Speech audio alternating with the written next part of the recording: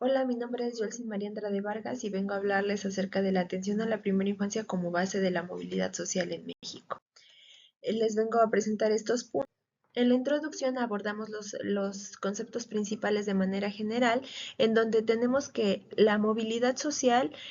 representa un indicador clave de equidad y eficiencia de una sociedad, y esta no solo depende de la economía, sino que se complementa de factores políticos, institucionales y culturales. Contemplando el estudio de movilidad social en México, específicamente hablando del intergeneracional, se observa que esta es notablemente rígida. 50 de cada 100 personas que nacen en la parte baja de la escalera de recursos económicos no logran superarla durante su vida adulta. Lo anterior permite resaltar que el verdadero quiebre en este ciclo de desigualdad no se encuentra precisamente en la edad adulta, sino que su origen viene desde la infancia. Y hablando de la infancia, de acuerdo con CIPINA en 2024, el 38.7% de la población infantil y adolescente se encuentra en pobreza, lo cual aunque se ha disminuido esta brecha a lo largo del tiempo, nos da pie de que la vulnerabilidad temprana prefigura la perpetuación de la desigualdad y la limitación oportuna de oportunidades para un futuro.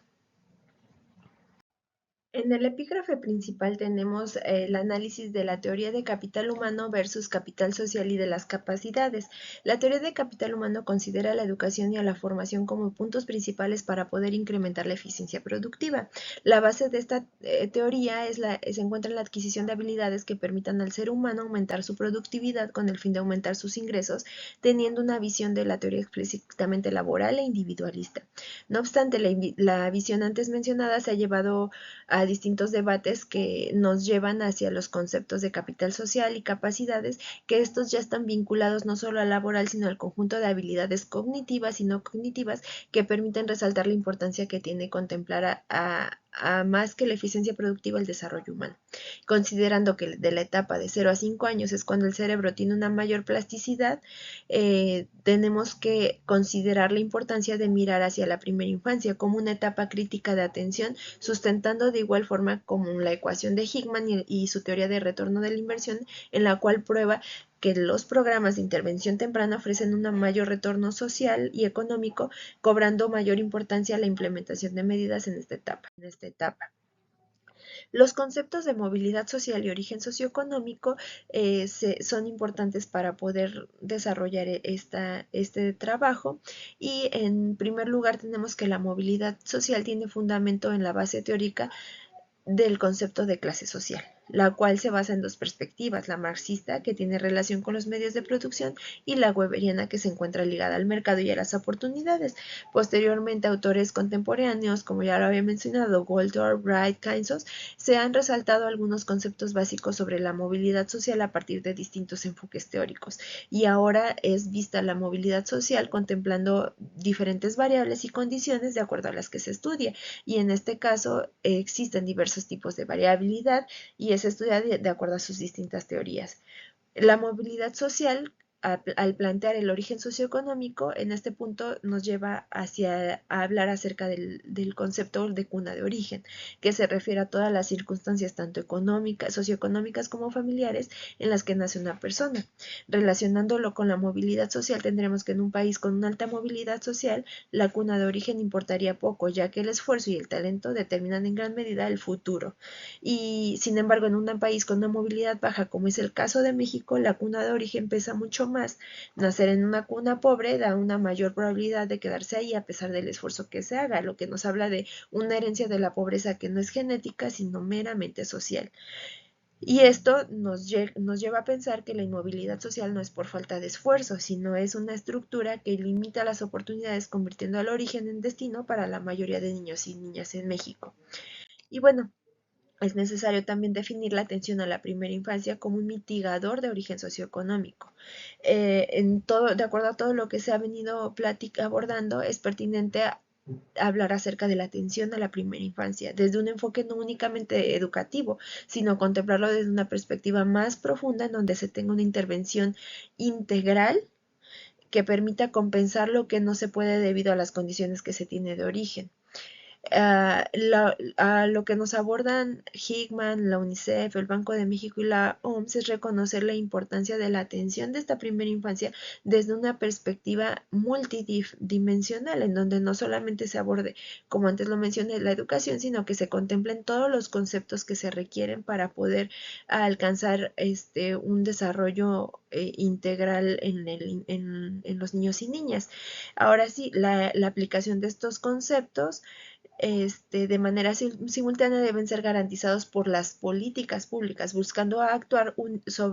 directamente sobre las carencias del origen socioeconómico, proporcionando así herramientas y recursos que permitan un desarrollo en todos los hogares desde una estrategia de inversión social. Ahora les voy a mostrar los indicadores que se analizaron, críticos y de rezago estructural. En primer lugar, hablamos de la magnitud de la pobreza multidimensional en la primera infancia. De acuerdo a los reportes de INEGI en el reporte de pobreza multidimensional 2024 que se presentó este año, podemos observar cómo en esta gráfica se ve un avance en la disminución de la pobreza a lo largo del tiempo. Sin embargo, la diferencia que se percibe entre la población que se encuentra en la primera infancia y la población adulta es relevante. Entonces, esto nos hace llevar a que se debe prestar una mayor atención en la etapa de la infancia por las razones que ya se han expuesto durante la exposición. Detallando la pobreza multidimensional, específicamente en las carencias con las cuales es medida dicho indicador, en esta gráfica ahora podemos ver cómo específicamente cómo se comportan las carencias que tienen relación con lo que organizaciones como la UNICEF contemplan necesario para atender a la primera infancia, mostrando una precariedad tanto laboral como social en las condiciones que viven los hogares de las niñas y niños en México. En esta misma gráfica podemos ver el impacto biológico y cognitivo del rezago inicial, lo cual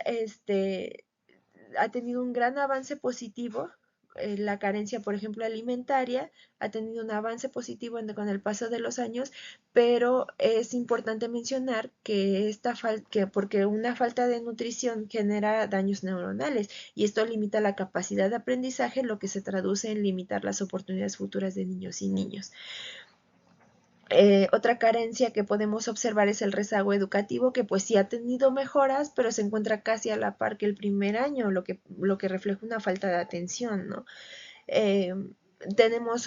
también las otras carencias que tienen un mayor porcentaje, como son la seguridad social y los servicios de salud, que si bien son puntos importantes para el desarrollo infantil, lo preocupante es el retroceso que se observa con el primer año en comparación, llevando a que el análisis en su conjunto de todas estas carencias no lleva a plantear la preocupación hacia la atención a la primera infancia. Tenemos también la desigualdad territorial y etnia. En este mapa podemos ver cómo el rezago que se tiene no es uniforme y depende en gran parte también del lugar en el que te encuentres. En el mapa se observa que el rezago que es mayor en la región sur y en los estados que tienen mayor población indígena, evidenciando precisamente con esto que en México la movilidad social tiene un profundo componente geográfico y étnico. Ahora bien, les hablaré acerca de los mecanismos de la movilidad social. En primer lugar, el desarrollo para toda la vida. Se ha mencionado la importancia de los programas destinados a la primera infancia. Es por lo que la propuesta que se genera a partir del análisis realizado va enfocada en resaltar la importancia que tiene el buscar brindar las condiciones necesarias desde la primera infancia a las familias para poder permitir una movilidad ascendente y a su vez disminuir en lo posible la condición que se logra percibir de acuerdo con los datos del Centro de Estudios Espinosa Iglesias que se percibe en este mapa, ¿no? Teniendo como principal objetivo el desarrollo no visto desde una perspectiva laboral o de habilidades, sino desde un enfoque humano en el que se alcance un desarrollo a partir para el bien y para el bienestar de las personas. Y bueno, hablar del bienestar y estabilidad del entorno familiar es importante porque nos lleva a enfocar a la familia debido a la función tan indispensable que cumple en ambos temas, tanto en la movilidad social como en la infancia. Así como dentro de este análisis es importante enfocar el papel relevante que tiene la familia en el desarrollo de los programas de atención a la primera infancia. Aquí podemos decir que es necesario que se brinden las herramientas necesarias para poder alcanzar una movilidad social, ¿no? Y bueno, en desafíos estructurales y propuestas de política tenemos que dos principales puntos, la falta de integración institucional y la inversión insuficiente y volátil. Se ha visto, se logra percibir dentro de todo el trabajo cómo es que esta falta de integración institucional y esta inversión baja no permiten asegurar tanto la cobertura como la calidad de servicios destinados a este sector. Y bueno, termino con esta frase que es actuar en la primera infancia es mirar hacia un futuro mejor. Muchas gracias por toda su atención y me despido.